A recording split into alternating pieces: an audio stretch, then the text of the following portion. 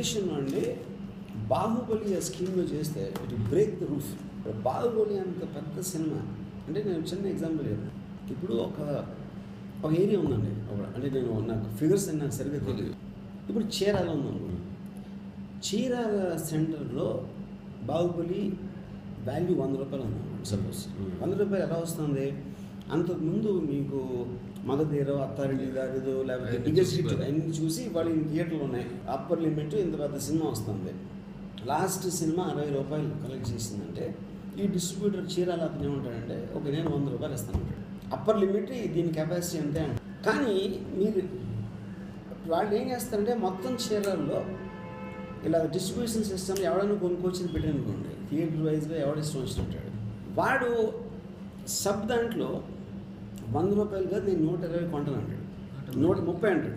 30 రూపాయలు పోయినా కూడా బాహుబలికి అటాచ్ అవడం అనేది వాడికి ఒక పర్సనల్. మీరు ఎంఎఫ్ హుసేన్ పెయింటింగ్ కొంటున్నారండి, లేకపోతే రెంబ్రాండ్ పెయింటింగ్ కొంటున్నారు. ఎందుకు కొంటున్నారు? మీరు దాని బ్రాండ్ వాల్యూ కొంటున్నారు, అంతేగాని దాని వల్ల మీకు వచ్చే డబ్బులు కాదు. చీరాల్లో ఉన్న ఒక అప్పారావు అనే మనిషి వాడి పేరుతోటి బాహుబలి రిలీజ్ చేస్తాను అనేది వాడికి మినిమం.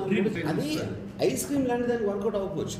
బాహుబలికి it work 10 times. ఒకవేళ కలెక్ట్ చేయలేదు అనుకోండి ఫర్ 1 second, కానీ కలెక్ట్ చేయకపోయినా కూడా వాడి పర్సనల్ ప్రైడ్కి పెట్టే బ్రాండ్ అది, ఆ బిజినెస్గా చూడలేదు. బాహుబలి అనేది తాజ్మహల్ నా దృష్టిలో ఉంది. మీరు తాజ్మహల్కి ఏం వాల్యూ కడతారు? తాజ్మహల్లో ఒక మొక్క మీ ఇంట్లో ఉందండి, మీ ఊర్లో ఉంది, మీ పేరు మీద మీ ఊర్లో ఉంది, అలా ట్రీట్ చేయాలి బాహుబలి. మీన్ అన్ అవుట్ స్టాండింగ్ సక్సెస్.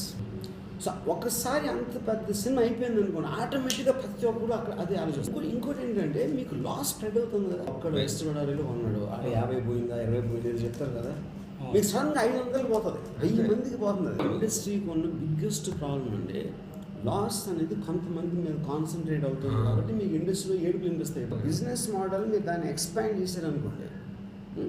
ఇప్పుడు కోఆపరేటివ్ ఫిల్మ్ మేకింగ్ అనేది నాకు తెలిసి బాహుబలికి బిగ్గెస్ట్ ఎగ్జాంపుల్ అవుతుంది యాక్చువల్లీ. ఎందుకంటే రాజమౌళితో పనిచేయడానికి, బాహుబలిలో పాల్గొనడానికి ప్రతి ఒక్కడు వాళ్ళు ఎదురు డబ్బులు ఇచ్చి వస్తారు యాక్చువల్గా. నిజంగా మీరు దాన్ని సీరియస్గా తీసుకుంటే బాహుబలి నా ఉద్దేశంలో మీరు ఒక ఫారిన్ సీజీలు ఇలాంటివి పక్కన పెడితే, ఇది మనం వేరే కంట్రీస్లో వాళ్ళ సీజీ వర్క్కి ఎంత పే చేస్తున్నారా అనేది కాస్ట్ ఒక్కటి మీరు పక్కన పెడితే మిగతాది ఫ్రీగా చేయొచ్చు సినిమా.